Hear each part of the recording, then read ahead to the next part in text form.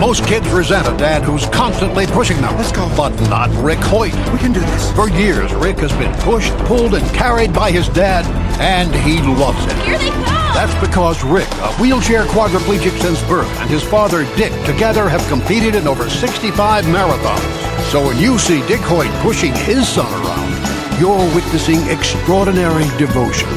Pass it on from the Foundation for a Better Life at values.com.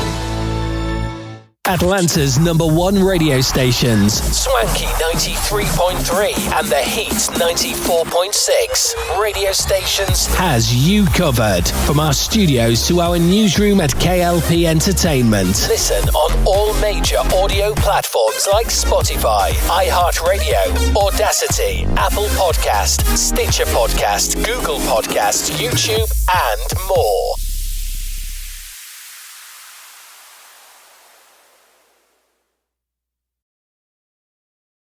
A few words for a successful life. Always ask why. Why? Tell the truth all the time. Why? Write thank you notes. Eat right, sleep right, and exercise. If you don't like your job, change it. Why? Be creative every day. Take a fun trip. You don't always have to do things fast. These motivating thoughts from Randy Pausch's last lecture remind each of us to live our dreams. Can I go now? My dog wants to play. Oh yeah, play with your dog. And with your kids. Motivation. Pass it on from the Foundation for a Better Life at values.com. Live from our newsrooms brings back our hit news network, SNN, with many news anchors like Arthur Brooks, Addison Hayden, and Beatrix Gemma. Brings you stories about the news worldwide. Tune in on Atlanta's #1 stations, Swanky 93.3 and The Heat 94.6 radio stations. To get the latest news today, listen on all major audio platforms like Spotify, iHeartRadio, Audacity, Apple Podcast, Stitcher Podcast, Google Podcast, YouTube, and more.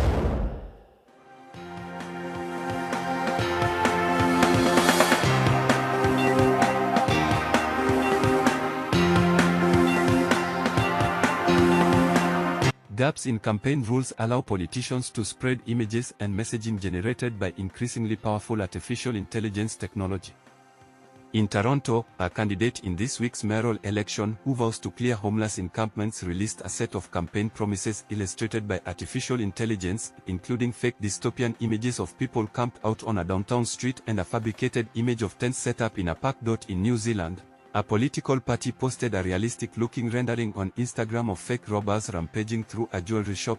In Chicago, the runner-up in the mayoral vote in April complained that a Twitter account masquerading as a news outlet had used AI to clone his voice in a way that suggested he condoned police brutality.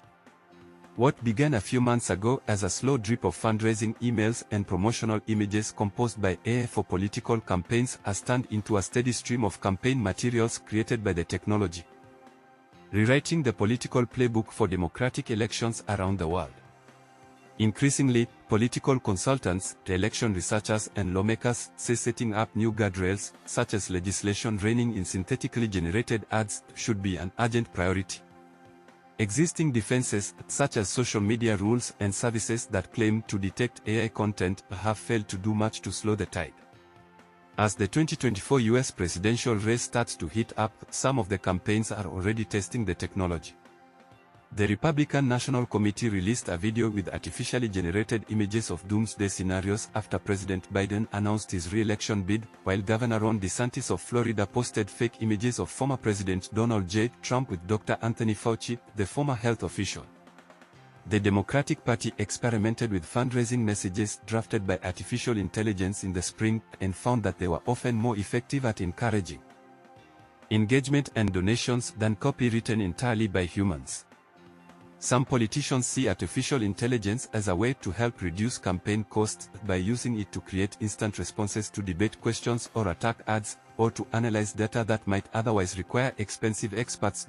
At the same time, the technology has the potential to spread disinformation to a wide audience. An unflattering fake video, an email blast full of false narratives churned out by computer, or a fabricated image of urban decay can reinforce prejudices and widen the partisan divide by showing voters what they expect to see, experts say.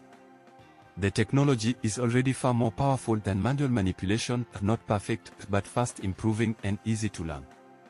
In May, the chief executive of OpenAI, Sam Altman, whose company helped kick off an artificial intelligence boom last year with its popular ChatGPT chatbot, told a Senate subcommittee that he was nervous about election season.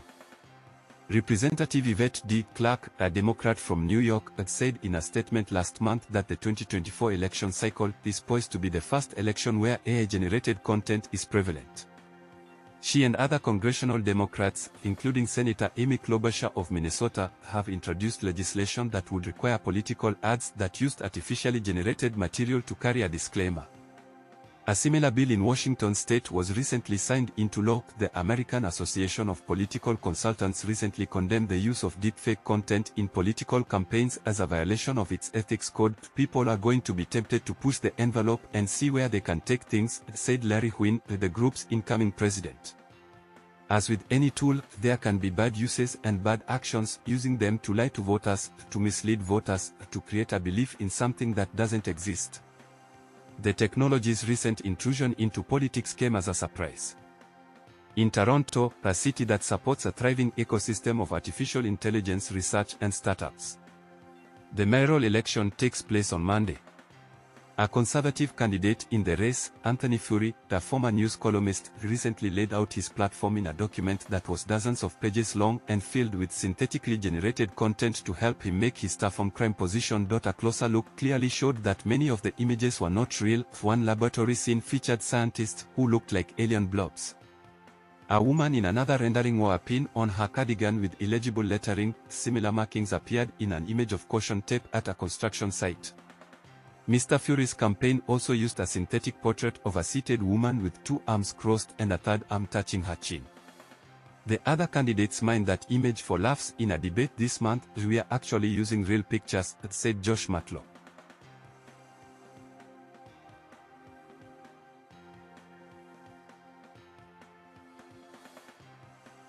Buffalo Bills safety Jordan Poyer canceled his annual golf charity event Saturday, he announced on Instagram, after several teams and sponsors pulled out of the event. The reasoning for the sudden issue, he said, was due to the event's location. Poyer's charity event was set to take place next month at Trump National Doral Golf Club in South Florida, which is owned by former President Donald Trump.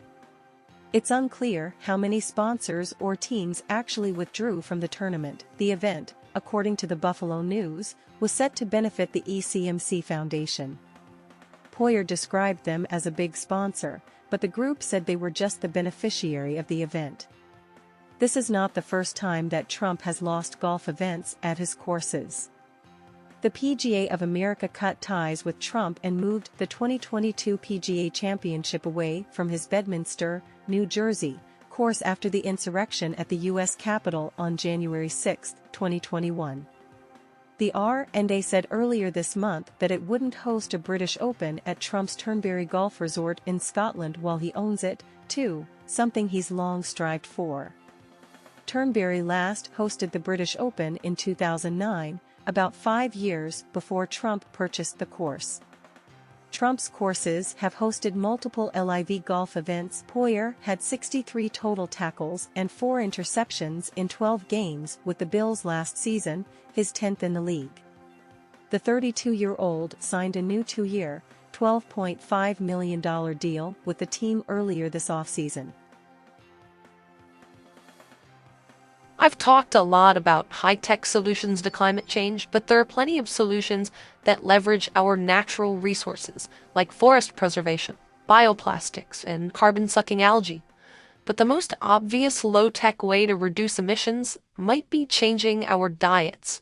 Food accounts for around 25 to 30% of our greenhouse gas emissions. Now don't worry, I'm not going to try to convince you to survive on tofu smoothies and protein vapor. I love food, and I don't want to live in a world where I can't eat a deep-fried Oreo and immediately regret it. But modern farming generates emissions in all sorts of ways, like land use, fertilizer production, transportation, and famously, cow burps. So if we're going to get serious about bringing down emissions, we'll need to make some big adjustments. At the individual level, one of the most impactful choices we can make is to eat less meat. 14.5% of our total emissions come from livestock alone. That's around 7 times the emissions from air travel. The world produces around 360 million tons of meat a year. That requires slaughtering over 70 billion animals. Now, if that makes you uncomfortable because you've completely dissociated where your food comes from, you can throw on some camo, grab a hunting knife, and truly embrace your inner carnivore. Or you can substitute animal meat with plant-based meat. It's usually a combination of soy or pea protein, and it's gone from being a novelty to being everywhere. Impossible Burger and Beyond Burger have exploded in popularity. Burger King has announced plans to roll out its Impossible Whopper, the McPlant. It's a plant-based vegetarian patty co-developed with Beyond Meat. Sales of plant-based meat grew 53% in 2020. Products expanded into pork, bacon, and chicken. I mean, these things actually tasted good. People liked them. Cows were giving each other high hooves. The future was here. And then, suddenly, it stopped. Growth dropped to 1% in 2021. And in 2022, sales actually started declining. So what happened? Why hasn't plant-based meat broken through? Well, it could partly be due to economics. Recent inflation could make it a tougher sell with flexitarians, semi-vegetarians who I guess like to show off their biceps. But the biggest hurdle might not be economic. Our eating habits are deeply ingrained in our culture. Change is uncomfortable, and when it comes to certain people in America, this particular change makes them very uncomfortable. Now, Cracker Barrel's new meatless sausage patty is creating quite the online debate. The online announcement was flooded with comments. One person even commenting, quote, "Don't ever try to push that crap in my direction." Sorry I didn't give you a trigger warning before showing those. If you're feeling faint, you can try to hold some beef jerky under your nose like smelling salts. Look, part of the issue here is obviously cultural, right? Most of us have been brought up to see meat as a critical part of our diet. We've been socialized to think that we couldn't possibly live without it. And of course, that culture has been shaped and encouraged by businesses and lobbyists that make money off of meat and ignore the fact that we've had thousands of years of civilizations that have been vegetarian. All that PR makes a real difference. A recent study by Deloitte found that regardless of the facts, many people don't even believe that plant-based meat is healthier or more sustainable than animal meat. At the end of the day, whether any meat alternative prevails will come down to time and money. The EV revolution shows that a cool new product can spark change, but doesn't happen overnight. Electric vehicles were around for a century before they really caught on.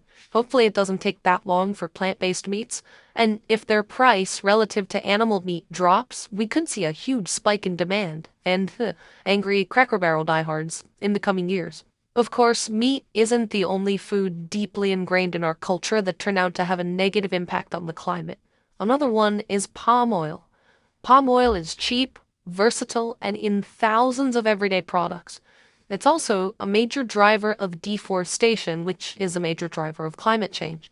Our team traveled to Indonesia to try to understand the challenges of producing palm oil in a sustainable way. We also spoke to scientists in the UK working on alternative climate-friendly substitutes, but not on the same day. They're really far apart.